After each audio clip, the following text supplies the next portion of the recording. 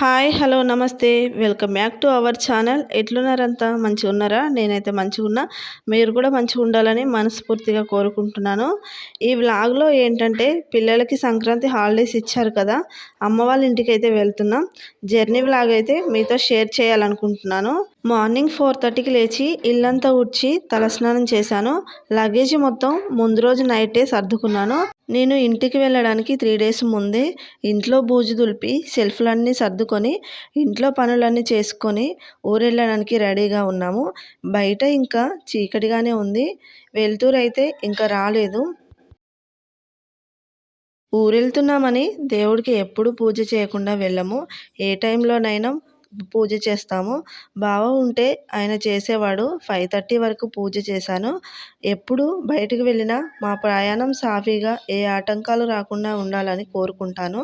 రాత్రి మిగిలిన అన్నం ఉంటే టిఫిన్ కోసం పోపన్నం చేస్తున్నాను. దానికి కావలసినవన్నీ కట్ చేసి పెట్టుకున్నాను. నైట్ అన్నం మిగిలితే అస్సలు పడేయాలనిపించదు. ఏదైనా ఊరికే రాదు కదా, కష్టపడితే వస్తుంది. ఇలా కష్టపడి కొనుక్కొని వండుకున్నవి పడేయకుండా ఏదో ఒకటి చేసుకొని తింటే ఫుడ్ వేస్ట్ అవ్వకుండా ఉంటుంది. ఒక పక్క పోపన్నం చేస్తూనే బయట వెలుతురు రాగానే ఊడుస్తున్నాను. పిల్లల్ని ఇంకా లేపలేదు. ఇంత పొద్దున్నే ఎందుకులే అని లేపలేదు. పనంతా అయిపోయాక లేపుతామని పడుకొనిచ్చాను. తాన్వి తాన్వి లేమ్మా, టైం అయిందిలే, మనం వెళ్ళొద్దు. నేను రెడీ అయినా చూడు, ఇదిగో నేను రెడీ అయినా. Good morning. ఆ జుట్టు అయితే అట్లుంది. రబ్బర్ తీసేసినావా? బ్రష్ చేసుకుంటావా? మరి నువ్వు బ్రష్ చేసుకుంటే స్నానం చేపిస్తా. కళ్ళు తెరు. అపరిచితుల్లాగా ఉండవేడి తాన్వి. అపరిచితుడు ఉంటాడు చూడు, అలా ఉన్నా. అమ్మో అమ్మో, బుట్ట సాయిబాబా ఎంటికలు ఉన్నట్టున్నాయి.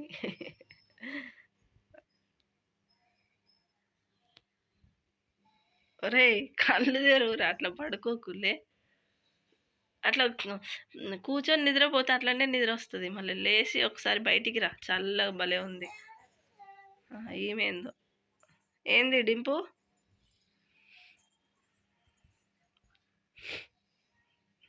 అందరికీ బాగా ఇష్టమైన పండుగ, ఆనందంగా జరుపుకునే పండుగ సంక్రాంతి. ఈ పండుగ పల్లెటూరులో చాలా బాగా జరుపుకుంటారు. ఎందుకంటే పల్లెటూరులో రైతులు పండించిన ధాన్యం ఇంటికి చేరేది ఈ సంక్రాంతి పండుగ రోజే.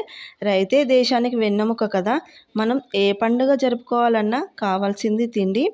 ఆ రైతే లేకపోతే మనకి తిండి అనేదే లేదు. పల్లెటూరులో సంక్రాంతి పండుగకి చిత్ర విచిత్ర వేషధారణ వేసుకొని బసవన్న, గంగిరెద్దుల వారు, హరిదాసులు వచ్చి చిన్నపిల్లల్ని ఆశీర్వదిస్తూ ఉంటారు. అలా వచ్చిన వాళ్ళని వట్టి చేతులతో పంపించకుండా పిండి వంటలు కానీ మనకు ఉన్న దాంట్లో ఎంతో కొంత దానం చేయడం మన అమ్మమ్మల కాలం నాటి నుంచి వస్తున్న ఆచారం. మన ఇంట్లో ఎలాంటి పండుగ జరుపుకున్నా నేను నా ఫ్యామిలీ అనే కాకుండా ఎంతో కొంత దాన ధర్మాలు చేసి సాటి మనిషికి పండగ రోజైనా సహాయం చేసే పండుగలు మన తెలుగు పండుగలు. మా చిన్నప్పుడు బసవన్న, గంగిరెద్దుల వాళ్ళు, హరిదాసులు సంక్రాంతి టైంలో వచ్చేవాళ్ళు. ఇప్పుడైతే చూద్దామన్నా కనిపించట్లేదు. ఇక్కడ పిల్లల్ని లేపి స్నానం చేయించి పోపన్నం తినేసి టీ తాగి మళ్ళీ ఒకసారి ఇల్లంతా నీట్గా ఊడ్చుకుంటున్నాను. ఇంట్లో ఉన్న చెత్త మొత్తం బయట వేశాను. ఇంట్లో అంతా ఎక్కడిదక్కడ నీట్గా సర్దుకొని నేను ఇంటికైతే వెళ్ళేటప్పుడు ఇల్లంతా నీట్గా సర్దుకొని వెళ్తాను. ఎక్కడిదక్కడ పడేసి వెళ్ళను. అలా చేసి వెళ్ళానంటే మళ్ళీ వచ్చాక జర్నీ చేసి టైర్డ్ అయి ఉంటాం కాబట్టి ఆ పని చూసి ఏం చేయాలో అర్థం కాదు. కాసేపు కూర్చోలేము, పడుకోలేము. సర్దుకొని వెళ్తే ప్రశాంతంగా ఉంటుంది. మాకు ట్రైన్ విజయవాడలో 10:15కి ఉంది. మేము 8:30 వరకు స్టార్ట్ అయ్యాము. డింపుల్కి బొట్టు పెడితే మొత్తం తుడిపేసుకుంది. కారులో ఎక్కాక పెట్టాను. 1 అవర్లో విజయవాడ అయితే వచ్చేసాం.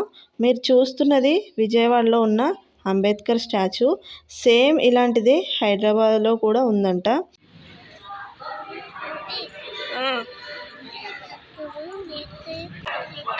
పిచ్చి అర్థం కాలేదు నాన్న. 9:30 వరకు విజయవాడ రైల్వే స్టేషన్కి వచ్చేసాం.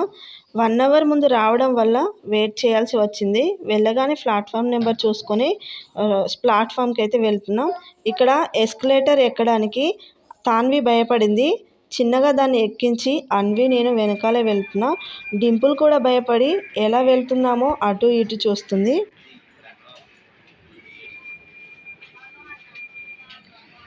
ప్లాట్ఫామ్ నెంబర్ 5కి అయితే వచ్చేసాం. ట్రైన్ విజయవాడలో నుండి స్టార్ట్ అవుతుంది కాబట్టి ప్లాట్ఫామ్కి మేము వెళ్ళిన 5 మినిట్స్కి వచ్చేసింది.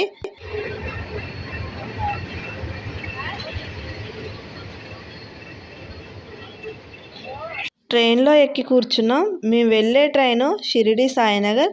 బెర్త్ టికెట్స్ అయితే బుక్ చేసుకున్నాం. లోయర్ మిడిల్ బెర్త్ అయితే వచ్చాయి.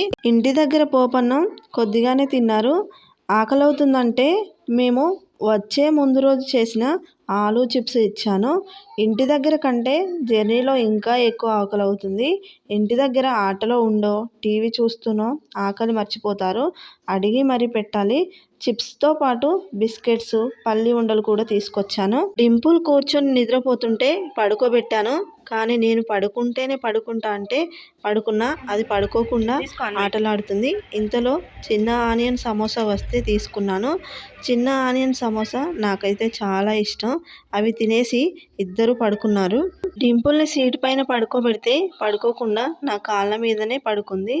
తాన్విని ఒక సైడ్ పడుకోబెట్టి కాళ్ళ మీద అన్విని కూర్చోబెట్టుకున్నాను. ఇలా 1 అవర్ పడుకున్నారు. ఈలోపు వరంగల్ రైల్వే స్టేషన్ రాగానే ఇద్దరిని లేపాను.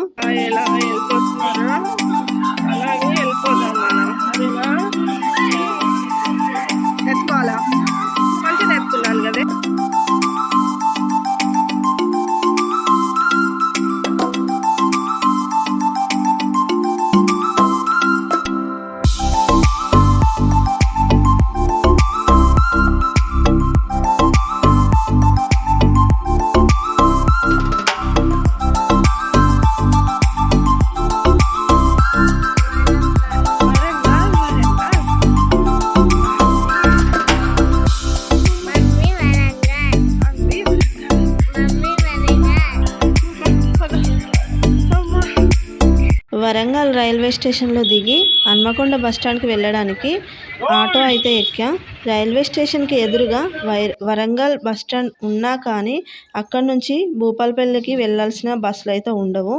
అందుకనే హన్మకొండ వెళ్ళాల్సిందే. రైల్వే స్టేషన్ దగ్గర చాలా ఆటోలు కూడా ఉంటాయి. హన్మకొండ వెళ్ళడానికి బస్సులు కూడా ఉంటాయి. మేమైతే ఆటోలో వెళ్తున్నాం. దుగ్గిరాలలో స్టార్ట్ అయినప్పటి నుంచి ఒకటే భయం.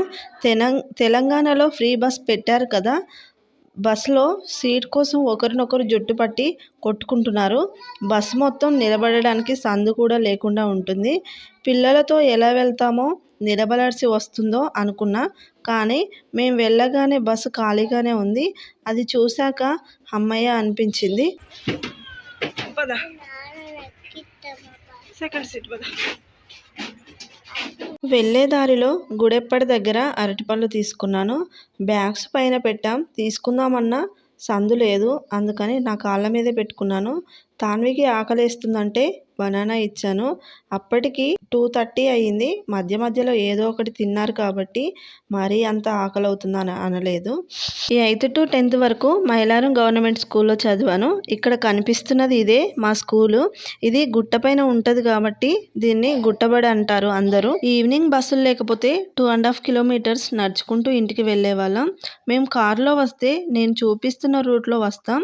ఇటు నుంచి అమ్మ వాళ్ళ ఊరికి డిస్టెన్స్ తక్కువగా ఉంటుంది.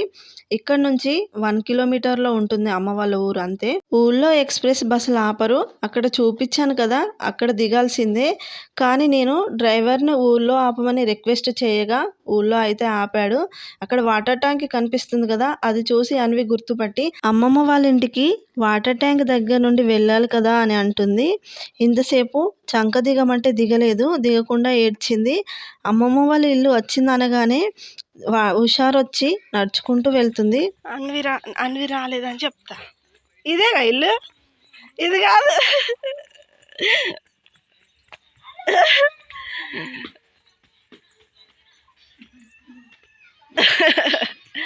రాగానే పిల్లలకి అన్నం తినిపించి నేను తిని కాసేపు అలా బయట కూర్చున్నాను. అమ్మమ్మ, మనవరాలు కలిసి జామకాయలు తీసుకొచ్చుకోవడానికి వెళ్ళారు. చూడ్డానికి ఇవి పచ్చిగా ఉన్నాయి కానీ తింటే మాత్రం చాలా తియ్యగా ఉన్నాయి. ఇంతటితో ఈ వీడియో ఎండ్ అవుతుంది. ఈ వీడియో నచ్చినట్లయితే లైక్ చేయండి, షేర్ చేయండి, సబ్స్క్రైబ్ చేయండి. మరొక మంచి వీడియోతో మళ్ళీ కలుస్తాను. Bye friends. Thank you for watching.